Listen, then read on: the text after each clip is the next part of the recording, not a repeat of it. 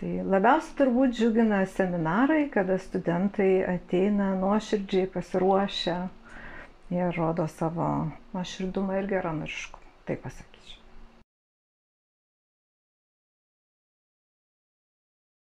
Kaip sakyti, nėra pakankama grąža iš studentų. Ir kada tu per paskaitą bandai pamatyti studentų reakciją, tai labiausia mane žeidžia tokie abejingi veidai. Mes sakom stone face'ai. Tai tu kažką norėtum pamatyti, ar nepasitenkinimą, ar toks kaip pritarimą, ir tu matai tą abejingumą. Tai abejingumas turbūt labiausia žeidžia. Ne, turbūt ne. Gera profesija, sunki, bet gera profesija. Ir ypač kada derini mokslinį darbą su akademiniu darbu, tai jis vienas kitą papildo ir nežinau, ką studentai galvoja, bet mes galvojam, kad leidžia mums atsiskleisti.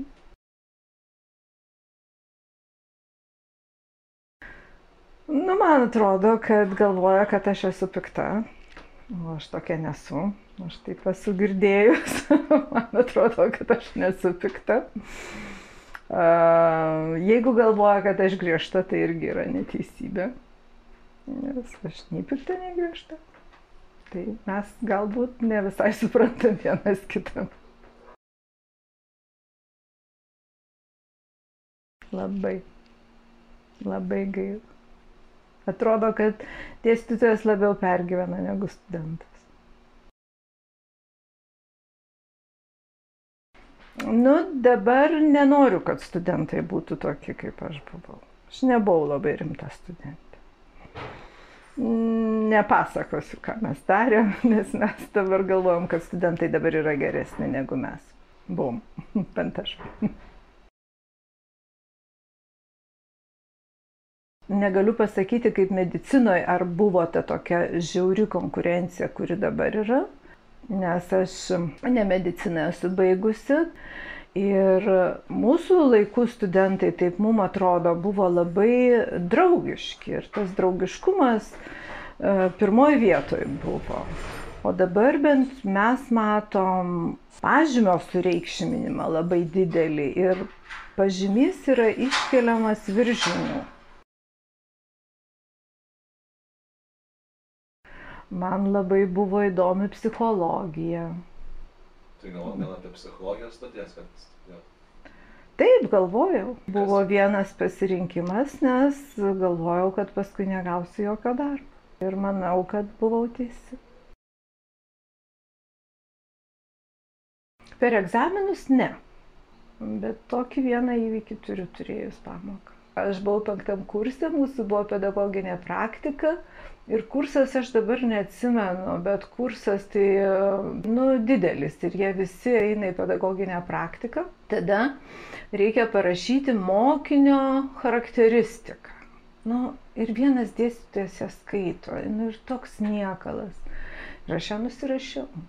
O tas dėstytojas nepatingėjo ir surado, kas ir nuo ko nusirašė. Tai negali būti tikras niekad.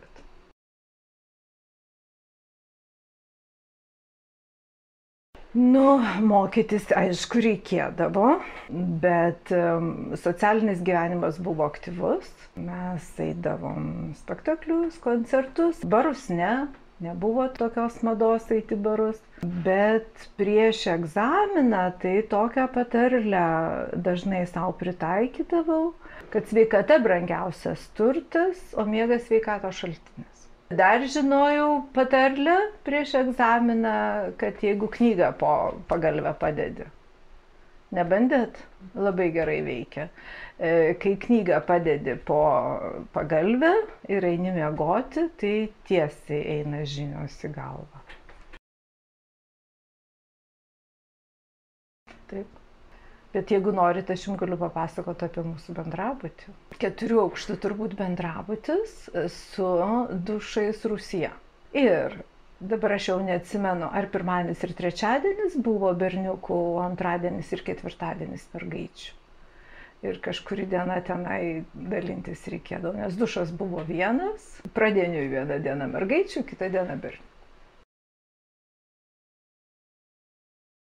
Kai ateina studentai ir sako, kad aš kažko iš jūsų išmokau, aišku, tai yra atsitiktiniai tokie įvykiai, darantis įspūdį ir tu galvoji, kad dėl tokių dalykų verta dirbti.